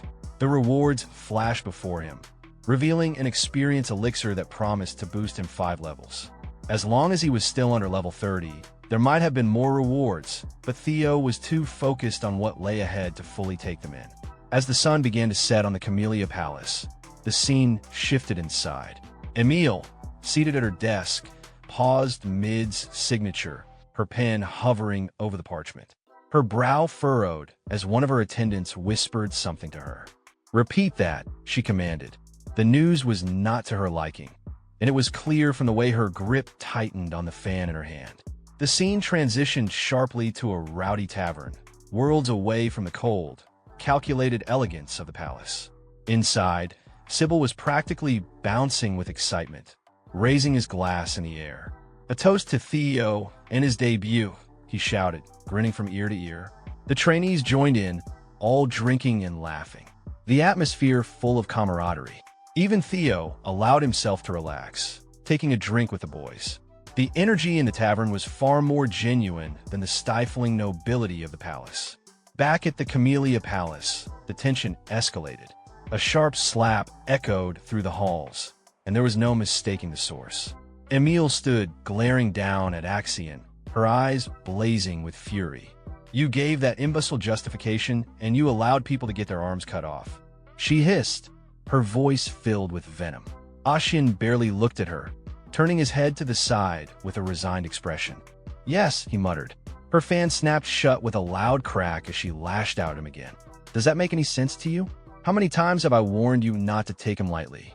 Not only have you failed to pressure him into submission, but you've also given him every reason to go wild." Her tone was bitter, her frustration palpable. She paced back and forth, trying to regain her composure. "I told you before, if Theo stands out, it will make things much harder to seize control of the Rose Palace." Through the window, she gazed out at the distant estate, a reminder of what was at stake. Action's voice was flat, barely containing his own anger. "You don't need to worry. I'll handle it." Emile spun on her heel, her voice icy. "I don't want to hear it. Reflect on this. Reflect on how your childish impulsiveness nearly ruined everything." Axion clenched his fists, his eyes dark with bitterness. "I'll keep that in mind." As she fanned herself, Emile let out an exasperated sigh. "Who does he take after to be this impulsive?" she muttered. A voice from the shadows spoke up, smooth and amused. "He's exactly like you when you were young." It was Ed, stepping forward with a teasing smile. Emile glared at him. "Is that supposed to be a joke?" Ed raised an eyebrow, shaking his head slightly. "No need to be so angry. This incident might not be such a disaster after all." Her eyes narrowed in suspicion. "What do you mean?" Ed's tone was measured, full of calculated precision. The Rose Palace has always been difficult to wrestle control over, mostly because it's part of the clan head's harem. Even though it's a place for third-rate heirs, it still has the clan head's backing. What we needed was a justification to act, and Theo gave it to us tonight. Emile's fans stilled in her hand as she absorbed his words. Justification, and nodded, his smile growing. Theo's actions at the banquet caused quite the stir. By injuring those nobles, he's provided the perfect reason to take legal action. We can now move forward with our plans, using the law to suppress him. Once we begin, the Rose Palace will have no choice but to submit to us. Emile's mood shifted instantly. She snapped her fan open again, a wicked smile forming on her lips. "How long will it take to prepare?" Ed's chuckle was full of confidence. "The preparations are already done. By tomorrow morning, you'll hear great news.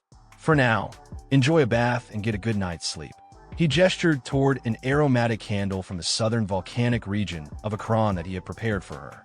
She sauntered over to him, wrapping her arms around him affectionately.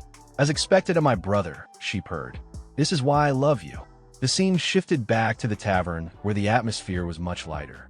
Sybil was practically glowing, still cheering loudly for Theo's success. Remington, sitting beside Theo, sighed and smiled. "I didn't realize how much you cared for me back there," he said, looking at Theo with genuine appreciation. Theo blinks in confusion, asking what Remington is going on about, wondering if his friend has had too much to drink, especially after only drinking orange juice. But Remington dead serious. Explains he's talking about what happened at the banquet. While insults were being hurled at him, Theo didn't hesitate to step in when they turned their attention to Remington. He's ashamed that he couldn't stand up for himself. Remington then glances over at Theo, his expression thoughtful, and remarks how surprising it is that despite being mocked, ridiculed, and belittled as an untalented, illegitimate son, Theo has grown into someone undeniably strong. Against odds where no one thought you'd win, he says, you stood tall. You wielded your sword without hesitation against the palace, a force no one dared to challenge. And what makes it even more impressive, he adds, is that Theo did it for him. Theo uses his observation ability, quickly reading Remington's thoughts. He can see that Remington genuinely believes Theo stood up for him out of deep care, which catches Theo off guard. It seems you've misunderstood something, Theo says, trying to explain. Remington doesn't stop there. However, he reveals that despite his orders to strengthen ties with Axion, he's made up his mind. He wishes to follow Theo now. The surrounding trainees witnessing the exchange start murmuring excitedly, recognizing that this moment marks the strong acknowledging the strong. Still unsure, Theo hesitates. I think you're misunderstanding, he says again. But before he can elaborate further, Evelyn's voice cuts into his thoughts. Using telepathy, she calmly advises, let him believe it, Theo. This isn't a bad misunderstanding. Turning to look at her, Theo finds Evelyn smiling knowingly. She adds that perhaps everyone just wants to be closer to him now. He sighs surprised. I'm not someone special. He muses, wondering if all his progress, his sudden transformation, was truly because of this message window, the thing that had brought him back in time that granted him the Ragnar's hidden talents and his newfound power. He ponders if it's something deeper than his regret, because this window, with its detail, feels like something more. However, he quickly brushes aside the unease. Whether it's some mysterious force or not, it's helping him, and that's all that matters. As the banquet winds down, Theo feels the weight of leveling up. The increase in his stat points lets him distribute power as he sees fit, shaping his abilities further. It's almost frightening how strong I can become. He murmurs, feeling a small thrill, but his immediate focus is on the counterattack that will come from the Camella Palace. That's what he has to be ready for. Turning to Remington with a grin, Theo casually calls him, Remy, asking if he could help with something. Remington, a little startled, chuckles and replies, of course, anything. Then, as if realizing it for the first time, he remarks, wait, did you just call me Remy? Theo smirks, holding up a piece of parchment. The war for the throne between me and Axion is just beginning. It's going to be intense. I could really use your help, Remy. Remington is taken aback for a moment, absorbing the gravity of the request. Theo continues, explaining that in the future, Remington will become the clan head of the Narrow Clan. His forces will be powerful enough to rival even the Ragnars. The Silver Lion suits you perfectly, and I need you by my side for what's coming. Though surprised, Remington accepts the envelope. I've already pledged to follow you, he says. Whatever you need. Theo laughs, grateful, and then playfully repeats, thanks, Remy. But before either of them can say more, someone from outside yells Theo's name urgently, their voice echoing through the halls. The heavy door creaked open, and knights stormed into the room. Their armor clanked loudly, catching everyone off guard. A collective gasp echoed as they stood, firm and unyielding, like sentinels of an ancient law.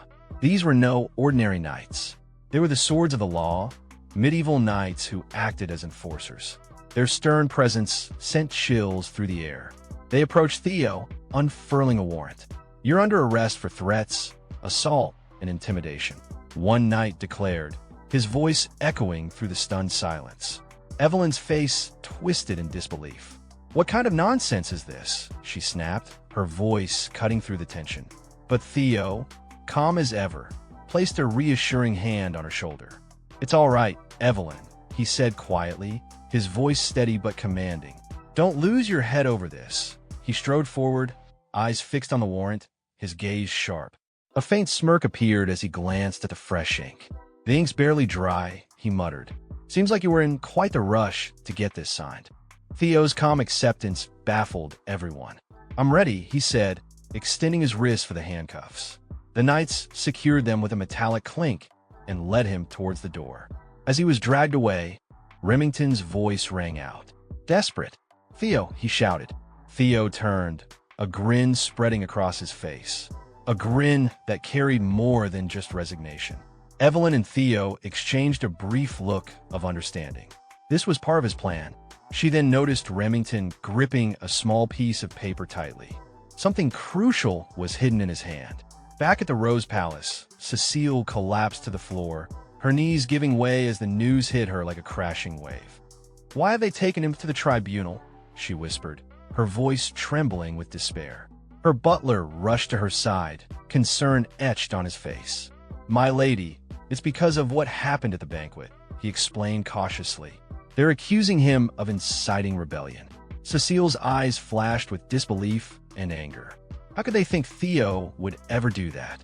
She asked, her voice rising as she pushed herself to her feet. Her mind raced. Do they honestly believe they can bring him to trial over this? She demanded, pacing back and forth. The butler's expression remained grim. Yes, my lady. The damage was extensive. They say he destroyed the banquet. Cecile let out a long, frustrated sigh. Who could have predicted that simply inviting him would lead to this? She muttered, but there was still hope flickering behind her words. He's strong. He'll pull through this no matter what. That's just who Theo is. Her gaze drifted towards the window, as if looking out could bring him back. Come back safely. Theo. Inside the carriage, Theo sat silently, watching the city pass by through the small window. His expression was distant, his mind already working through the next steps. It's been a while since I've been here, he murmured to himself as the grand tribunal came into view, towering and foreboding. The structure loomed large, an imposing monument to justice. But Theo wasn't shaken. He was calculating. After everything at the banquet, this won't end with just imprisonment. They're taking me to trial, he thought grimly, bringing Ragnar's heir before the tribunal. They want to challenge my right as successor. The knights yanked open the carriage door, barking at Theo to get out. He complied, his face still locked in that same confident grin. He could see through their intentions. They want to crush me completely, he mused, stepping onto the stone path. But they've no idea. They're only playing into my hands. His grin widened as they escorted him towards the massive doors of the tribunal. Present the accused, one knight called out, his voice carrying across the grand hall as the heavy doors swung open.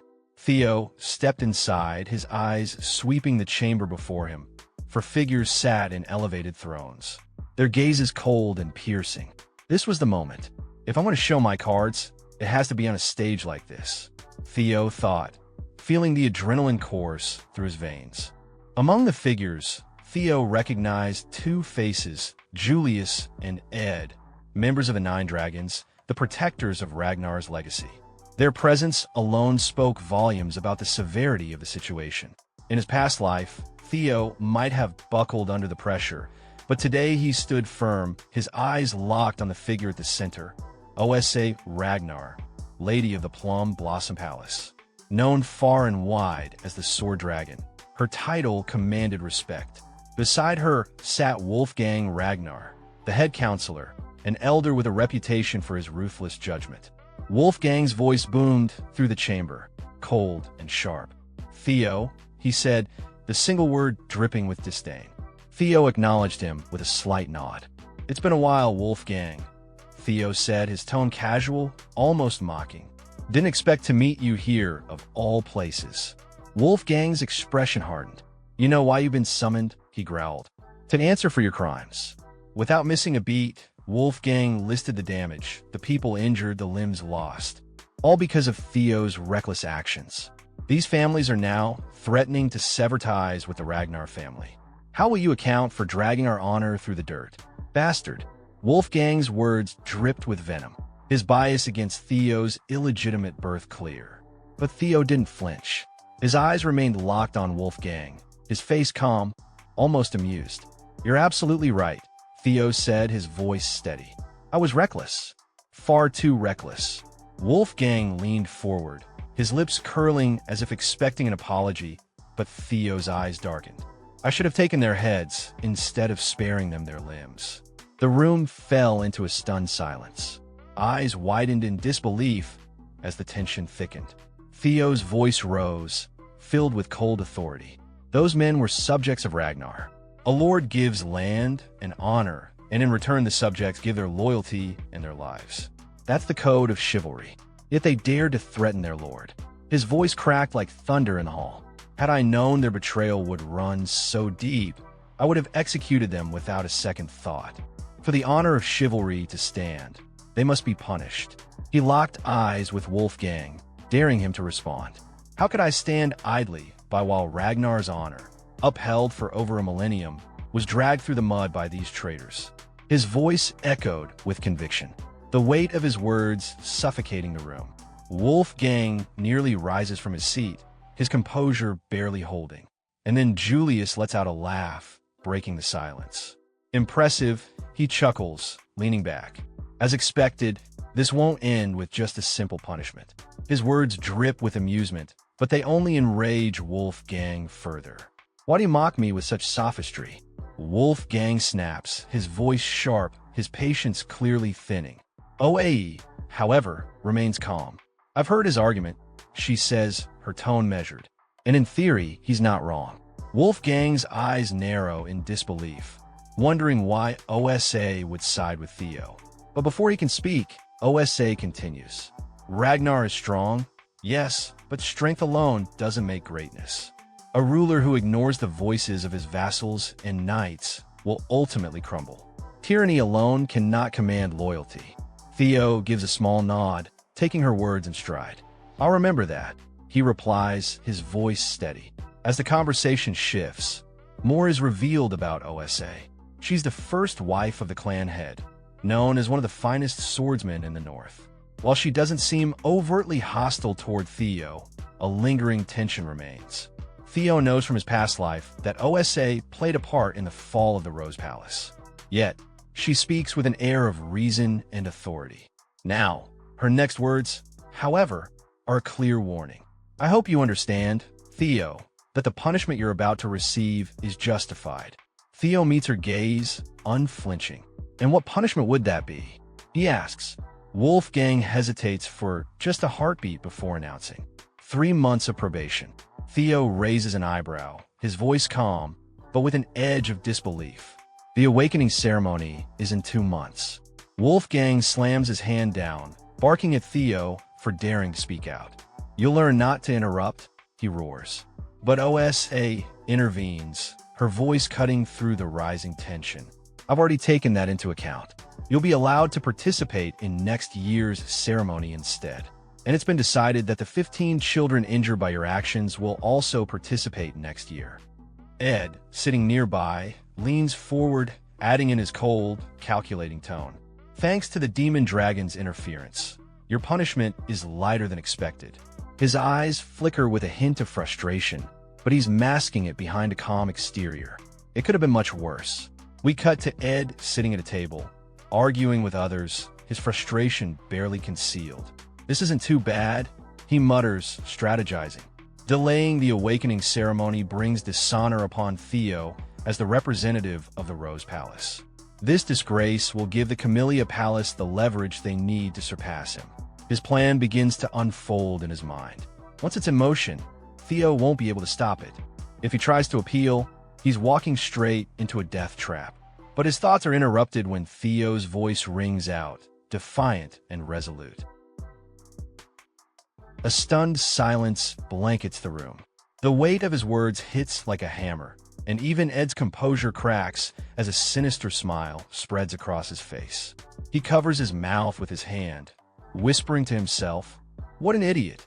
His arrogance knows no bounds.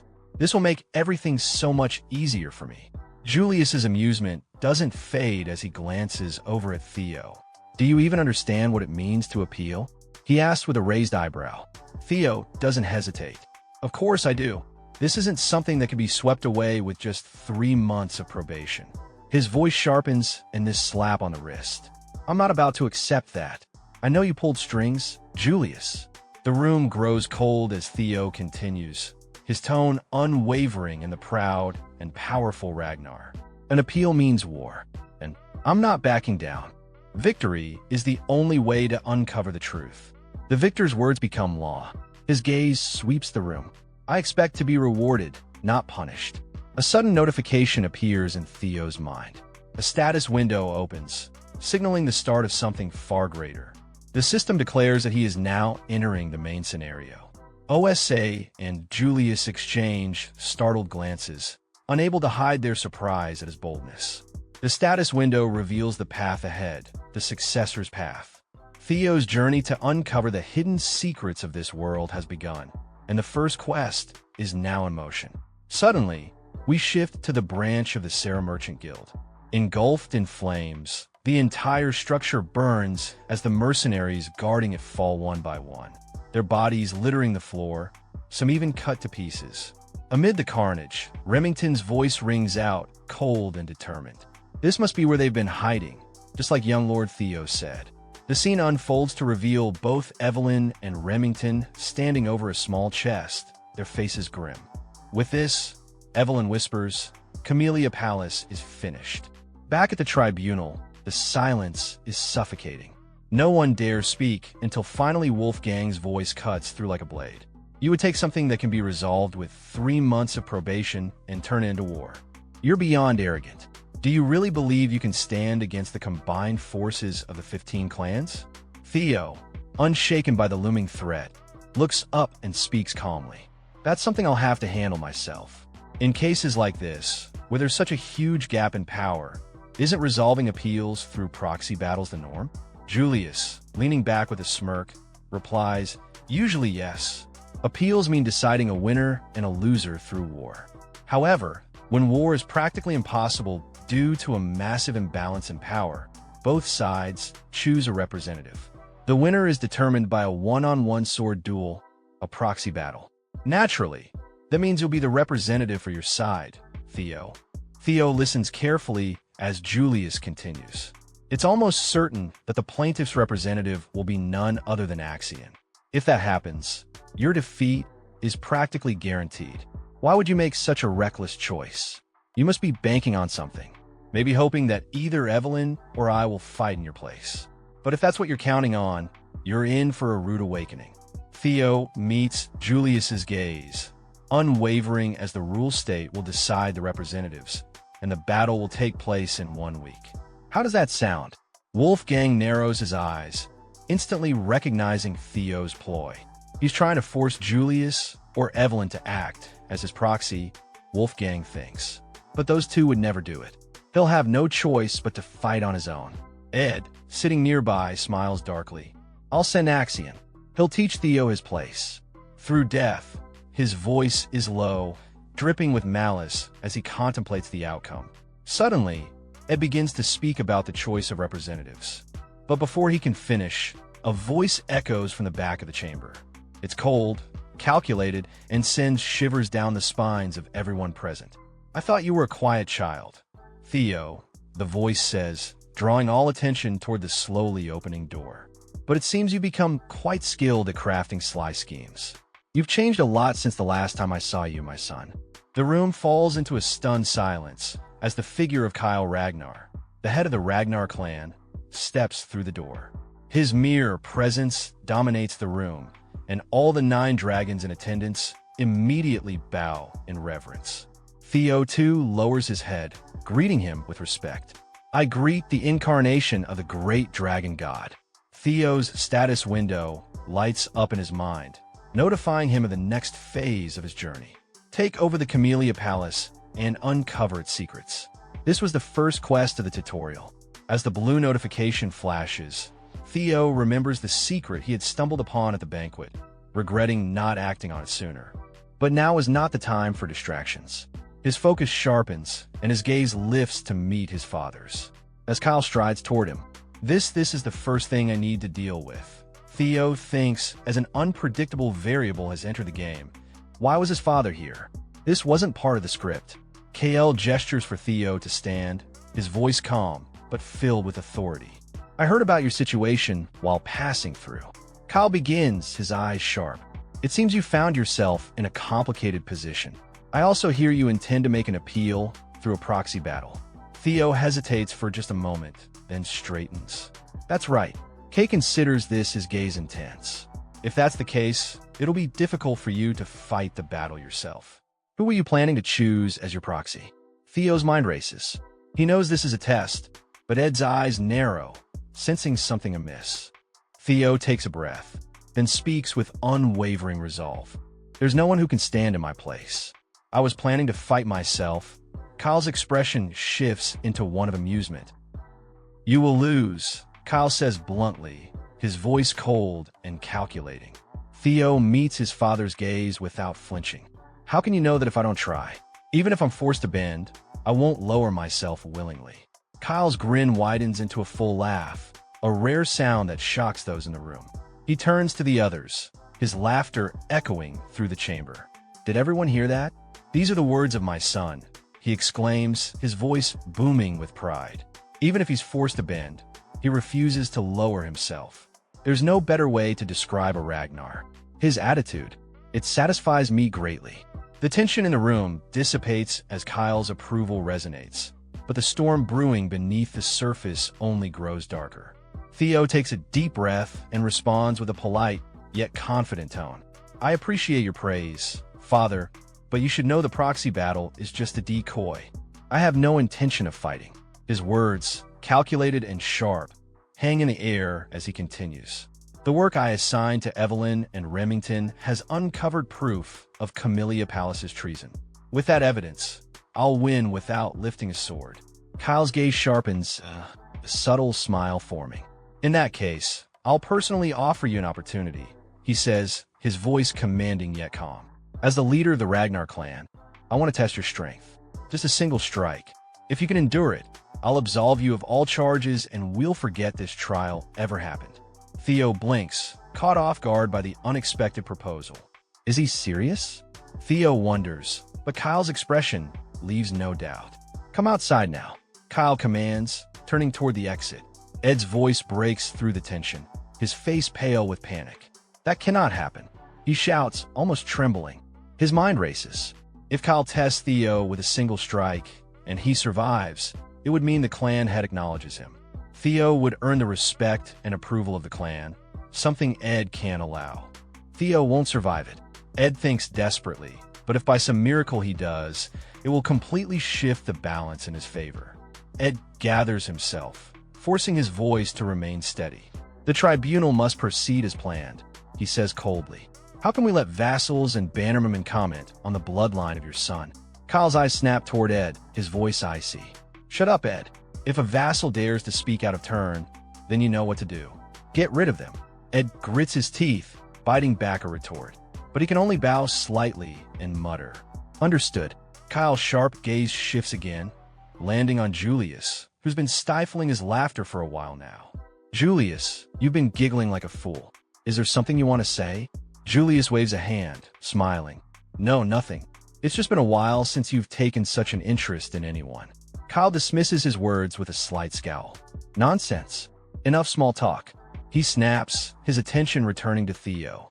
So, will you accept the challenge or not? Theo's mind whirls, realizing how drastically the situation has shifted. His plans have crumbled, replaced by something far more dangerous and exciting. A grin slowly spreads across his face. A change like this is always welcome. He mutters under his breath before speaking louder. Father, that's too much for me. How can I compare enduring your single strike to a proxy war against vassals and bannermen? Kyle raises an eyebrow. Does that mean you refuse? Theo chuckles softly. I just wanted to point out how unfair it is. But I'm not backing down. Kyle's eyes narrow in interest. Unfair? And what exactly do you mean by that? Theo's gaze drifts around the room, briefly landing on Ed, who watches him suspiciously. Since the stakes have increased, shouldn't my compensation rise as well? Theo asks, his voice filled with quiet confidence. Colleen's back, intrigued. And what would you ask for? Theo smiles, a sharp gleam in his eye. The Camellia Palace.